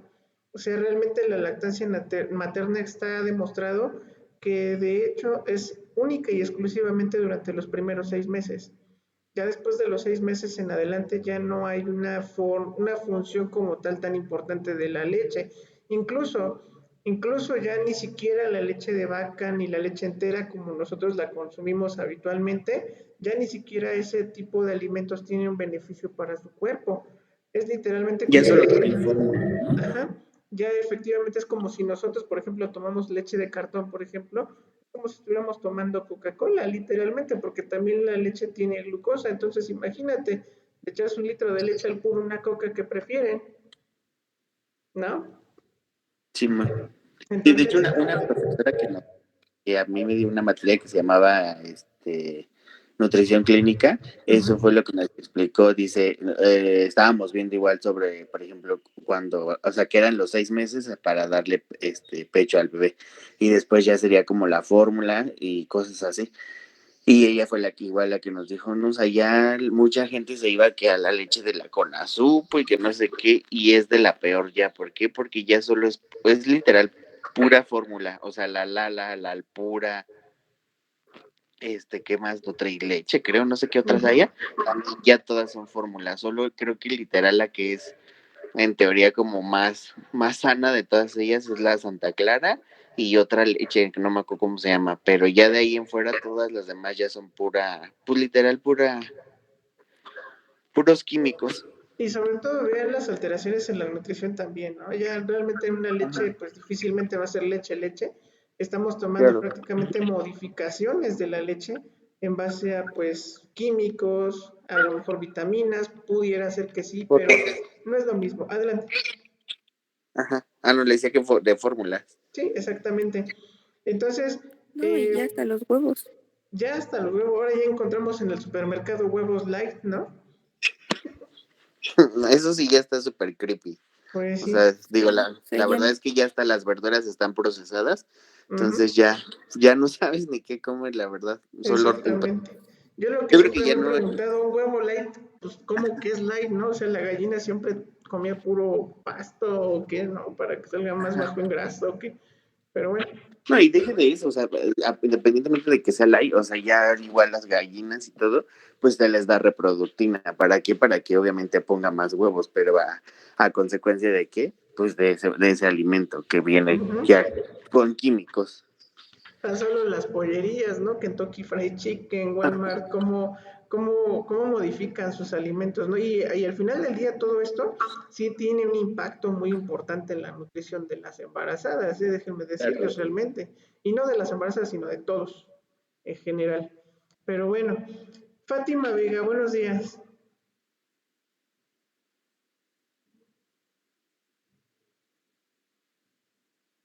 Fátima Vega, buenos días. Buenos días, profe. Fátima, platícame por favor, ya mencionaba Gabriel, Mayreli y todas tus compañeras aspectos en los que teníamos que tener cuidado con los métodos de planificación familiar en el contexto de prevenir a lo mejor un embarazo no deseado, en cuestiones alimentarias, nutricionales, de planeación, etcétera, etcétera. Todavía existe algunos factores que nos faltan por mencionar en torno a qué más te ayudaría una planificación familiar.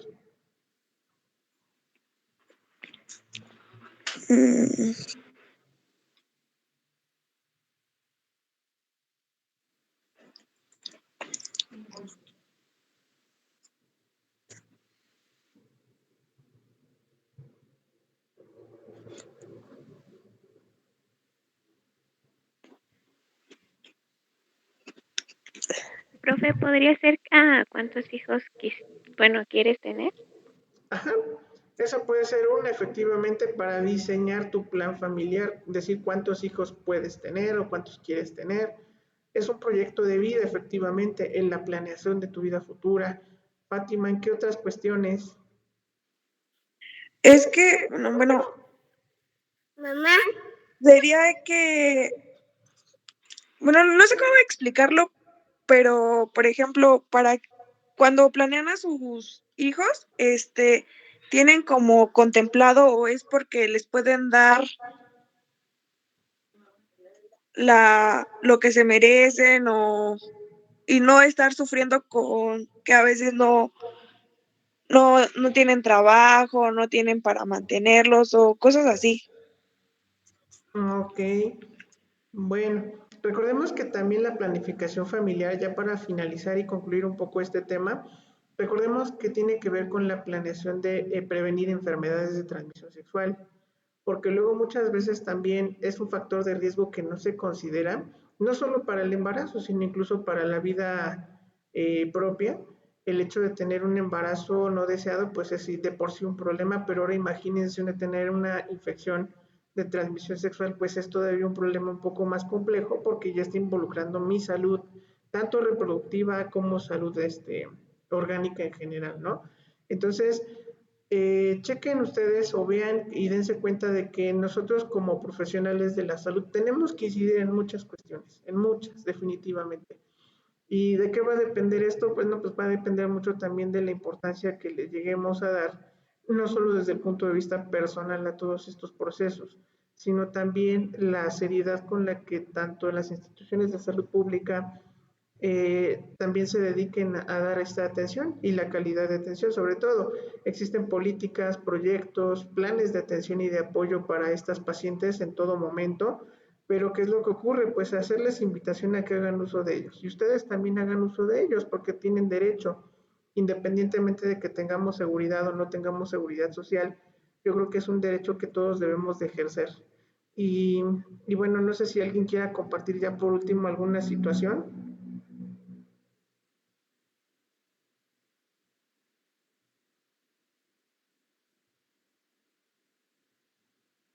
Bueno, pues entonces sería todo por mi parte. Ahí mandaron sus trabajos. Hay algunos trabajos que no han aparecido calificados.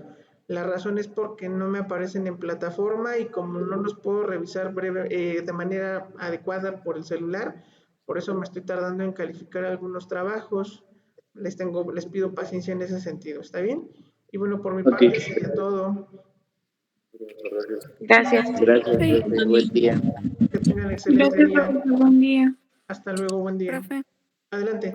Buen día, profe. Bye. yo se lo mandé por correo porque estaba muy pesado. Quería ver si lo había recibido. Sí, sí lo recibimos. Muchas gracias. No te preocupes. En cuanto tenga oportunidad de revisarlo, ya te estaré mandando tu calificación a más tardar este fin de semana. Ujú. Ok, de todos modos lo checo para ver si lo califica. Sí, claro que sí. Ujú. Gracias, Muchas profe. gracias. Hasta luego. Buen día. Gracias, profe. Buen día. Hasta luego.